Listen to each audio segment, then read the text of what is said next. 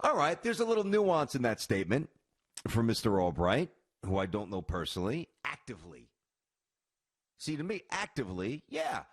I mean, are they open to, let's see, it's 914. Could be the Jets. Hello. Yep. Yep. Yeah, what are you thinking, Joe? Joe Douglas. Or the Niners? Hey, John. Yeah, receivers, huh? You've had some issues out there. Yeah, we'd be open to trading OBJ. What are you thinking? Let's talk. You know, that's different than picking up the phone and calling them. You're not doing your job if you're not answering the phone when somebody's calling you to talk business. Much like I tweeted with Jamal Adams back in April, which is still on my account. If somebody calls you up and is reckless in their pursuit of Jamal Adams, and by reckless I define that as multiple first-round picks and a viable player, and by all means, you got to pull the trigger, and Joe Douglas did. The point is, Odell Beckham Jr., whether he's traded tomorrow, which he won't be, whether he's traded before the deadline, he could be, depending upon where the Browns are, whether he's traded this offseason, which he probably will be, Odell Beckham Jr. is quickly turning into one of the most disappointing talents of all time. That's what he's turning into. He's no longer must-watch. He's no longer special until proven otherwise. Not that I think that it's left his body, but the production is not there, just not there. So, here's a guy who, for all the commercials and all the tweets and all the drama, which, to be fair to Odell, has subsided the last year or so, outside of the ridiculous, stupid watch that he wore week one, got fined for it, wore it again. He always has to make it about himself. But, Odell's going to be 28 in a little bit more than a month, which is not old, but suddenly you're 28. You're 28 and you're a receiver, which means you're almost 30 and you're a receiver. And you're also 28 with a receiver, as a receiver with, a pretty checkered medical history. Remember, he pulled his hammy right away when he was drafted.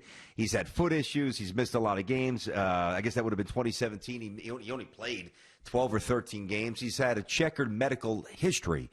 And, It's mystifying that for all of the talk, the conversation, all the love, all the run Odell Beckham Jr. gets, you look on his ProFootballReference.com page, which I just popped up, and there's two bolds. One is from his rookie year, where he averaged 108 yards per game receiving, number one in the NFL, which, by the way, was 2014, pre-Kaepernick kneeling. Think about that. It's how long ago it's been since Beckham's done anything that led the league in any. And that, well, the other one was, what is this? Scrimmage yards per touch. Next time you hear somebody reference that, give me a call. I've never heard it referenced. I'm not saying it's not an interesting indicator, but he was first in the NFL in 2016. So in 2014, he led the NFL in yards per game, and then in 2016, he led the NFL in yards per touch after catch. I mean, that's a whole lot of nothing for the enthusiasm and the energy that's spent on Odell Beckham Jr. 2017, yeah, here it is. 2017, he plays 12 games. The next year, he misses 4 games. Last year, he actually played all 16. And now this year, he's healthy, but he was hobbled a year ago, and he only had 4 touchdowns. Like, I don't know. The guy's had 13 touchdowns in the last 3+ years. 13 touchdowns in the last 3+ years. So I don't know what the deal is. I don't think he likes being in Cleveland. I don't think that that's a city that he envisioned himself furthering his brand, and I just, and again, I want to be fair. A lot of the nonsense with the Giants, which was just comically bad and just woefully unacceptable, and that's really where that's where Coughlin messed up. That's where Tom Coughlin refused to discipline a young man who needed to be checked and checked hard, while still maintaining that enthusiastic aspect to his game, which when he's playing well, there's a vibrance, there's an energy that's palpable, that's transferable. I think his teammates like him. I think guys around the league like him. But, he presents a quandary to his quarterbacks. It's just because he's such an overwhelming presence that you feel compelled to force feed him. Got to get him the ball. Got to get him the ball.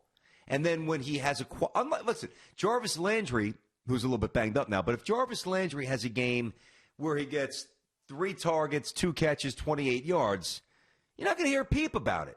It's not going to be on Good Morning Football. Not going to be on social media. Now, if you have him on your fantasy team, yeah, obviously you're not thrilled about that, clearly, but it's not a lead headline. It's not a, CBSSports.com, one of the main 6 or 7 headline stories on the right to click on. It's not on Pro Football Talk. It's not on The Big Lead. It's not on Larry Brown Sports. It's just not there. It's not on Deadspin. It's just not.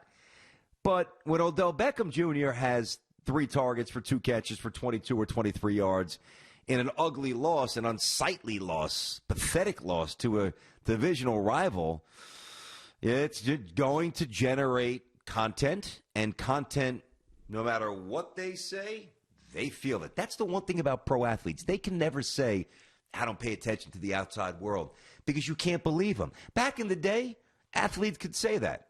If Michael Jordan wanted to tune out the world, well, if he leaves his home, there's cameras everywhere, but he wouldn't have to read stuff.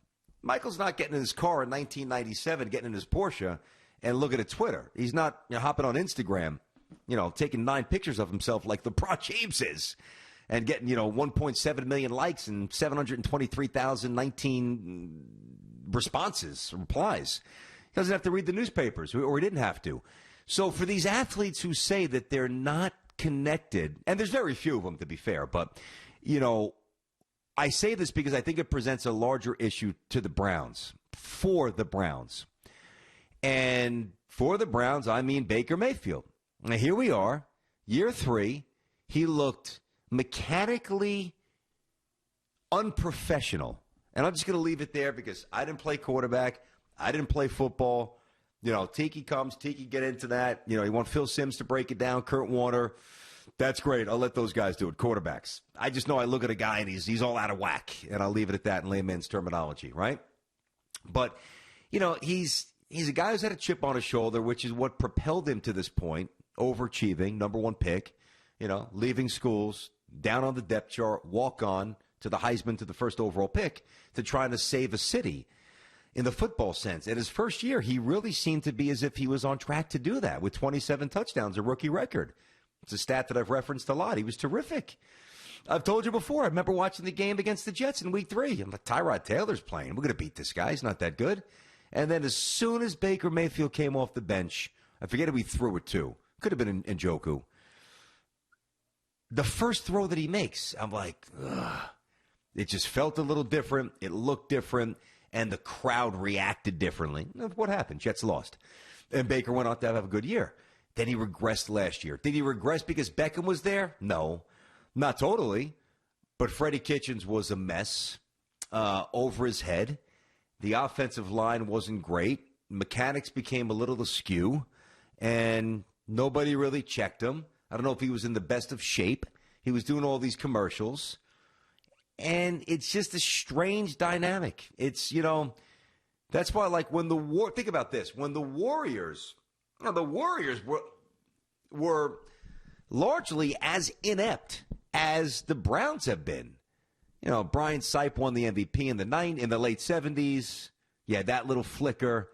You had the fumble. You had a few moments where, maybe the Browns are coming. But like the Warriors, who won one championship in 1975, and then were largely inept, even though their fans were great and packed the Coliseum or Oracle. The Warriors became a dynasty not by saying, but by doing. And I feel as if the Browns too often are trying to take that next step by saying and not doing. That doesn't work for a bad team. Or a team, because they've got talent, so maybe I should frame that differently. A team that has not yet learned how to win. Now, if the Dodgers or the Yankees or the Chiefs or the Ravens or the Dallas Stars, who are waiting for the winner of the East, the Stanley Cup Finals, go Isles. If they want to chirp a little bit, they want to social media, that's fine. But it's just a confluence of bad circumstances for the Browns. And I think you have to remove Beckham from that equation. I really do. I think you have to remove him. I don't know. And truth of the matter is, you might want to do it soon because if the Browns stumble, Diesel, when's the trade deadline again? Do you know? Top of your head? I will check it out for you. October what? Because if the Browns are 2-5, and they shouldn't be because they're too damn talented, October 29th. Thanks, buddy.